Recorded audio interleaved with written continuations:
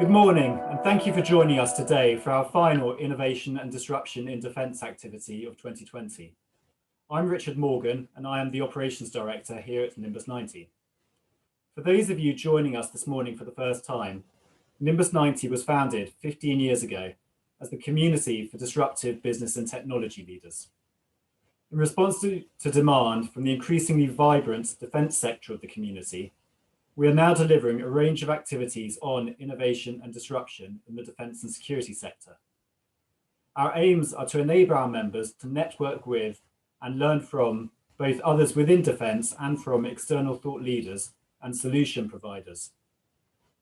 This morning, we're going to be hearing about the Army BattleLab, which is the first part of the Defence Innovation Centre. We are fortunate to have a number of speakers to tell us about this exciting new initiative.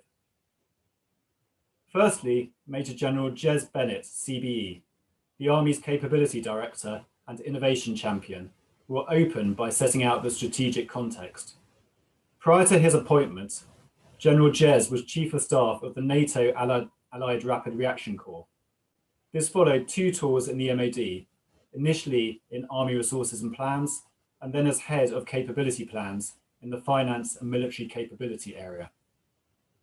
He will be followed by Brigadier Matt Cansdale, MBE, the Head of Future Force Development, who will take us through the vision and intent for the Army BattleLab.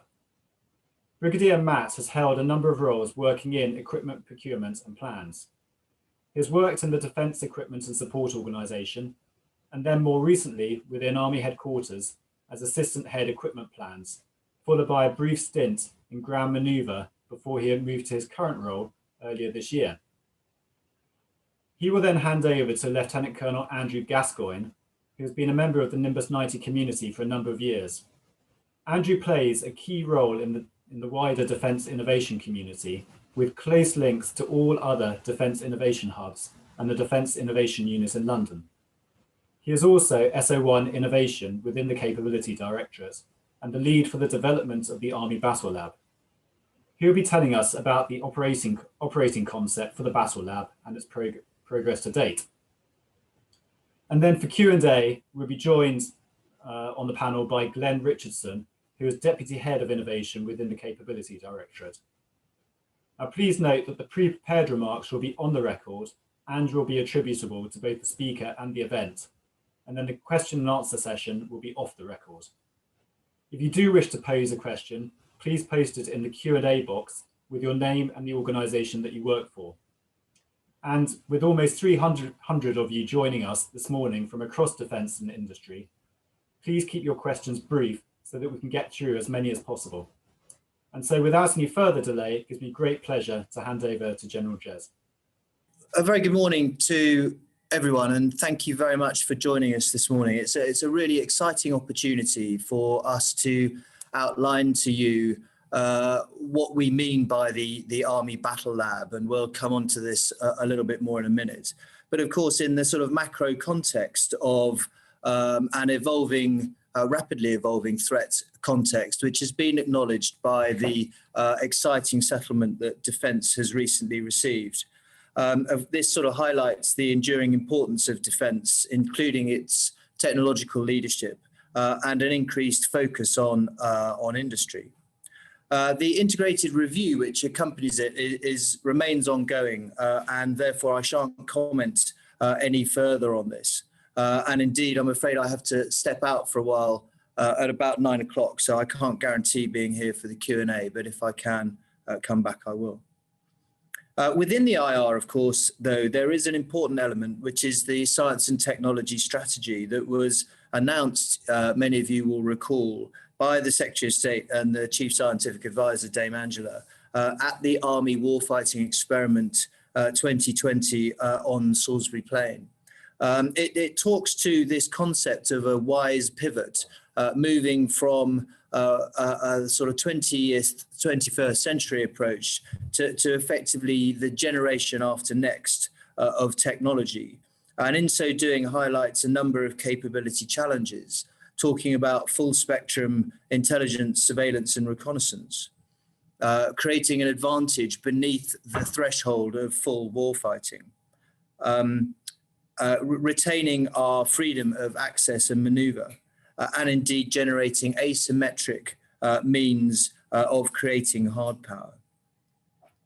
As therefore, as a sort of subset of this, the Army has developed a number of its innovation, research and experimentation priorities, which are themselves, and Matt will go into this in more detail later, a synopsis of the capability challenges which we perceive for ourselves, both in the nearer and longer term. And they sort of really break down into a requirement for greater automation, greater electrification of the battlefield, which is not just about electric vehicles, but it's about off-system power, greater computation, and a better link between sensors and novel effectors, the combination of which creates the much discussed digital and data backbone that creates the link between any sensor, decider and shooter, and thereby gives us both information and indeed action advantage in the context of multi-domain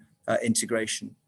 And those really are the themes of the Army's part of the defence proposition that talks to a greater persistence of forward engagement and the creation of this digital data backbone to give us greater anticipation and speed of effect. So what we're really after, having set out what we're aiming for, is to accelerate that process of innovation. We do this routinely through our Army warfighting experiments, sort of annual big muscle movements, if you like, of major experimentation, which over the last couple of years have looked at remote autonomous systems, human-machine teaming, and more recently the creation of a digital and data backbone on Salisbury Plain that links all the sensors to the effectors in a way that everybody can see and hear what everybody else can see. And that was sort of publicized, including on the front page of the newspapers. We're doing this in conjunction with the system that you see on the bottom left there, the Army Research, Innovation and Experimentation Laboratory, which is effectively our innovation hub. And we're looking to increasingly resource this, both with people and resource, to enable us to discover, develop and demonstrate new means of innovation, to discover alternative funding mechanisms, and indeed reducing the barriers to rapid acquisition. What we've been lacking to now has been a means of sort of pulsing this activity and converging with non-traditional industry partners, and also exploiting on a more routine basis the experimentation that we've conducted with our extant partners. And to that end, we have created this Army BattleLab, the full name and the correct title of which is the Defence Innovation Centre. Why Defence Innovation Centre? Because the Army has bid for this idea and received money through Defence to do it, and indeed has received the grant of land from Dorset Council, for which we're extremely grateful. But the Army has put in the bulk of the money from the Army, Navy, Air Force, etc. And there's been a little bit of additional money from the Navy. But we're very keen to make sure that this is a defence centre, but it is absolutely an Army lead. And therefore, from our perspective, it is an Army BattleLab.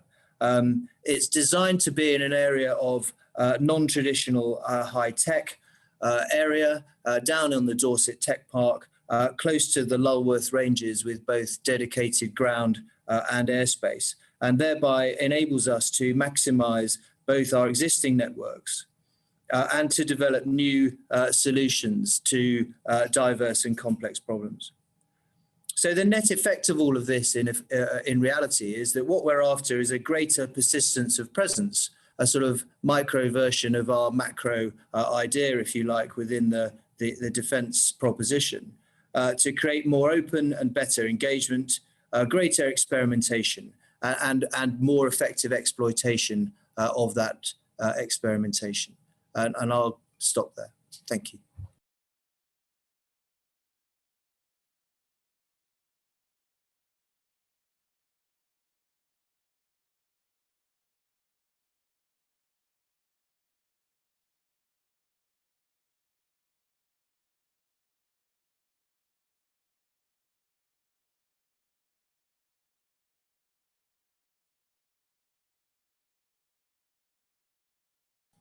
Richard, can you hear me? Yeah, that's good. Thank you. Great, we're back on. Thanks very much. Thank you very much, General Jez, and particularly thank you all for joining us at this webinar. And what I hope you'll see over the next 20 minutes or so is how exciting we are about this venture, but particularly how it would be nothing without you. And therefore, I'm really excited to see so many of you, and importantly, such a range of folk on this call. I'll try and be a bit succinct so that we can leave plenty of time for questions, as I suspect that that's the bit you would like to get to rather quicker. So as keen participants in, and no doubt observers of defence and international affairs, you won't need me to tell you that the threat from our adversaries has been evolving at pace. Whether state-based, state-sponsored, non-state actors, terror groups, insurgencies and the like, our adversaries are operating increasingly sophisticated ways, including in cyberspace, to further their interests. What we've seen over the last few years then is that groups such as these, even relatively small ones, can rapidly adopt new technology and capabilities to achieve devastating effect, albeit sometimes or often in a localized area. What we're seeing then is that they're increasingly seeing numerous concentrated areas of small devices having the ability to achieve local overmatch against exquisite established platforms. Traditional defence and deterrence therefore remain vital, but not sufficient. Our approach must and is moving to one where rapid incorporation of new technology and capabilities is the established practice, where networks, sensors and effectors are maintained at the cutting edge of technology. As we seek to realise this goal then, the BattleLab is a very physical manifestation of our revitalised approach to innovation, experimentation and our relationship with industry. So let's look then at a bit more at our vision for the BattleLab. So we're really excited by what the BattleLab will offer us as the first dedicated innovation, experimentation and exploitation centre. The vision then is for an open and collaborative environment, physical and virtual, where we can blend tactics and technology to drive operational advantage now and in the future.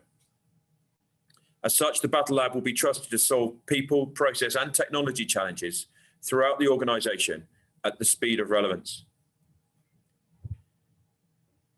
The challenge-centric end-user obsessed line then. Our plan is to establish enduring links between the end user and industry large and small. This, combined with a focus on key challenges, gives the product a unique perspective in seeking to rapidly assimilate new developments. We have a vibrant network across defence and defence industry community, and the BattleLab will assist in providing a venue for cohering on ideas and groups to ensure we are greater than the sum of our parts. And we need to stay strategically aligned. As you're aware, defence is going through a period of significant change, and this direction has already been articulated through things like the integrated operating concept, the British Army land operating concept, and will soon be strengthened by confirmation of the integrated review. And so we need to position ourselves to be able to respond rapidly to those changes. So then, our proposition, where we can co-locate with innovative industries, shared space, and you can read the rest of it there, to develop technology in conjunction with the end user, and we mean frontline users. General Jez mentioned Aerial, which unlike the name suggests is neither a physical laboratory nor a washing powder, but rather is the Army's team and process for managing innovative ideas and projects. The BattleLab, as I said, is the physical manifestation of this process, and allows us to be more persistently and consistently engaged with industry and to address Army priorities and key challenges. The facility is designed to provide an end-to-end innovation process, including office space, conference facilities and workshops. And beyond the physical structure, its proximity to local training areas provides ready access to land, air, sea and littoral training environments. Moreover, it will be well linked to the Land Systems Reference Centre located up the road in Blandford, which provides a portal to ongoing work in the electronic and cyber domains, and an avenue for taking forward work at the appropriate stage into secret and above secret environments, and for testing alongside extant capabilities. So what we're after then is more persistent and consistent engagement, which has the rigour of the approach that many of you encountered at the Army warfighting experiment, but as a matter of a routine rather than as an exception. So the network. We think the BattleLab offers a fantastic opportunity to bring together a range of stakeholders so that we can remain on the cutting edge of technology. And we're excited about working with Dorset Council and the Dorset Local Enterprise Partnership, who have both been instrumental in enabling this novel project to get established. But it would be nothing, of course, without you. And hence why I'm pleased to have so many folk from so many different organisations and backgrounds on the line today. Looking at the three key user groups that we've identified then, the users is the easy bit for us. We'll focus on the front end users, as it is them who can give us some of the richest feedback. In terms of industry, we do want to reach a wide variety of industry, SMEs, large firms, local, regional, and from across the UK. And we want to reach specifically into firms who had never before have considered working with defence. The BattleLab must be a welcoming beacon for such firms and offer an easy route to working with what I recognise might well appear to be quite a closed and confusing enterprise. And finally, Defence's innovation network and academia, which is so vibrant and offers so much value and we enjoy working with so much. We're looking for the BattleLab to provide a focus for coherence and for routine working with those organisations.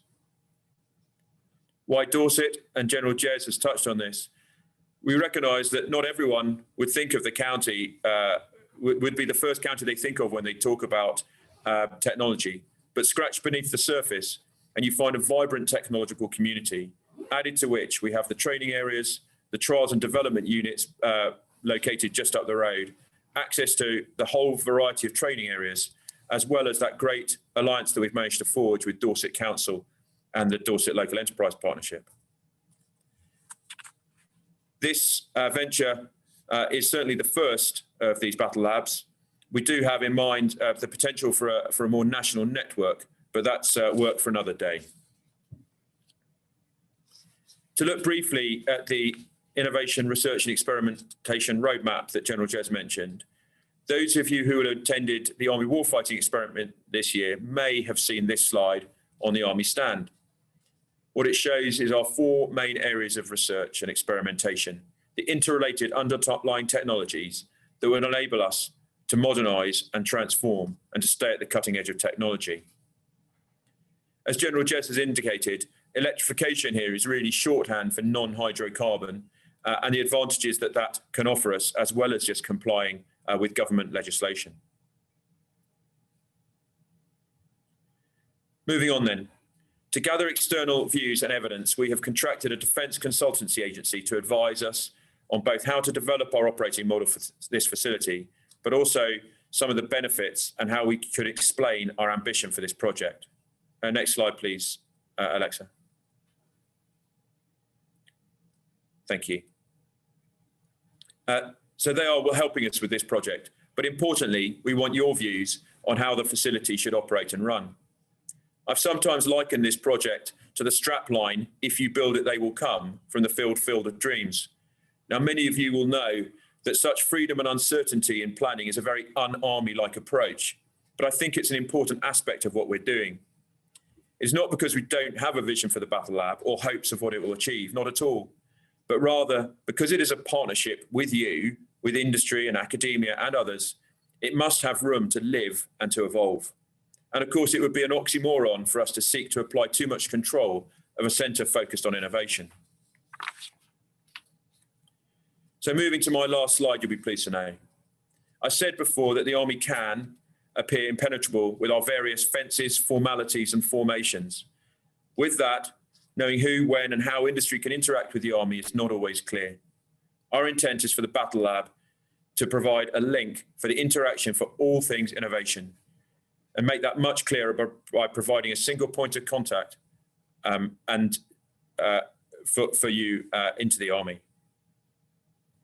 I'm going to hand over to Andrew now to go through a bit more of the detail on the timings and commercial aspects of the project, but we'll then come back for questions. Thank you. Thank you very much, Brigadier. Moving on to the next slide. Here we have an overview of the progress made to date. Before getting into the detail of the timeline, it's worth pointing out that the approach to the project itself is novel in several ways. As we've heard, it represents true cross-public sector collaboration and is a partnership between the MOD, Dorset Council and Dorset Local Enterprise Partnership, representing MHCLG and BAYS respectively.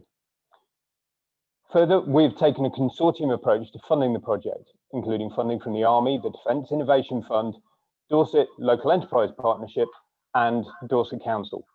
This strengthens the partnership to drive delivery and also the longer term success. And as an approach to infrastructure, it also challenges conventional approaches, as we are using Dorset Council as the delivery agent, entering into a lease agreement for the infrastructure, covering the initial 15 years of occupation. The project has already been highlighted as an opportunity for driving prosperity and wider collaboration across government, and the Prime Minister has been briefed on the project during the recent visit to Dorset. As you can see in the timeline, we're on track to achieve an initial operating capability in April 21, with the opening of the workshop building, which will provide light engineering facilities, modular workshops for the more detailed work, and we're also working to provide a dedicated 5G indoor network to augment the capability. Additional office space will also be provided in existing real estate on site. The full operating capability is planned for August 21, providing dedicated office accommodation, incorporating a conference facility and flexible working space to accommodate over 200 people. We're already making funding decisions on projects now, which we'll be able to take advantage of the facility when it opens. And we will keep you updated through regular communications as to the progress and development, including opportunities to engage, specific challenges, and the options for co-locating within the BattleLab after FOC is declared. Moving to the next slide. Development of the operating model is underway. And we have been insisted, as you've heard, in this work by external support, who have sought views of key defence users, local industry, and established defence industry partners to inform the design. Here you see the purpose and attributes which will underpin the model, bringing through the key themes that you have been discussed earlier, with an emphasis on the range of activity we are interested in, prioritising agility and exploitation, and maximising the value of a networked community to drive innovation, all underpinned by a persistent challenge function. But innovation does not come as a one-size-fits-all model. To quote William Gibson, the future is already here, it's just not very evenly distributed. So it is much about better use of what already exists.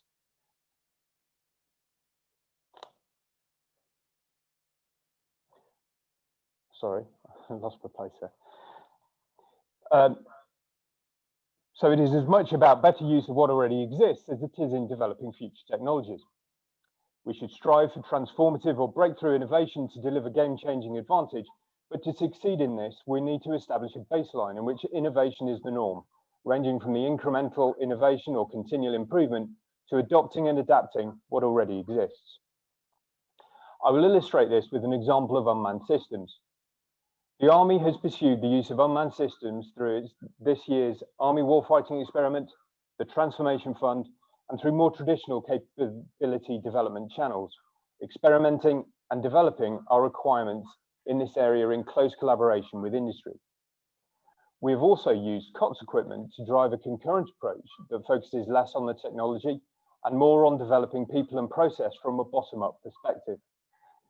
This approach helps develop use cases, inform low-level tactics and applications, and test the governance processes associated with flying and using UAS, providing valuable input to the more formal work described previously. Taking this further, we are applying a similar approach to unmanned ground vehicles, and we are using cheap, robust, and ultimately disposable technology as a platform for more sophisticated equipment, such as surveillance sites, and even working in partnership with an SME specializing in self-driving vehicles to deliver an autonomous proof of concept. We are now beginning to investigate how unmanned ground and air vehicles might be combined, developing understanding from the end user's perspective in a range of use cases and operational scenarios. This approach is democratizing experimentation and accelerating our understanding through proxies and surrogates, which are good enough to deliver results which complement the more formal processes and accelerate feedback loops, which are not routinely aligned to the speed of technological advancement. This approach can be replicated in all aspects of Army activity, from healthcare to supply chains, communication information systems to training. And it can only be enhanced by including a wider network of collaborators, bringing end users and our technical experts together with industry and academia from traditional and non-traditional backgrounds to deliver a very different approach to solving our problems and identifying opportunities. Moving then to commercial aspects. Commercial support is a central enabling function to the BattleLab, and creating a permissive environment where all parties can collaborate and engage, confident that their commercial interests are being protected, will be key. As you can see on the slide, we already have a range of tools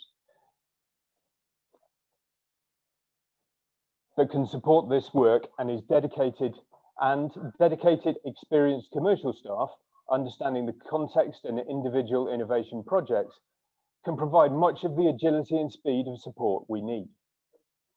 This can only get better as we work with a wider community of external stakeholders to improve understanding of the freedoms, constraints, and implications of these frameworks, and collaborate as much on selecting the right commercial approaches as we do on other innovation activity.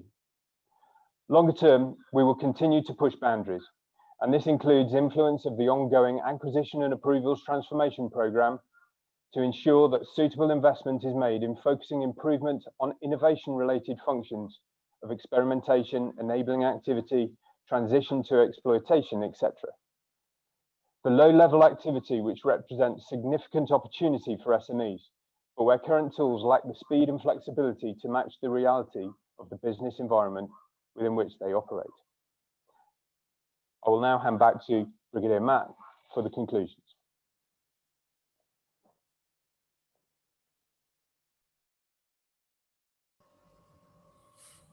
Richard, am I back on? You're back on. Thank you. Great, thank you. Well, thanks, Andrew.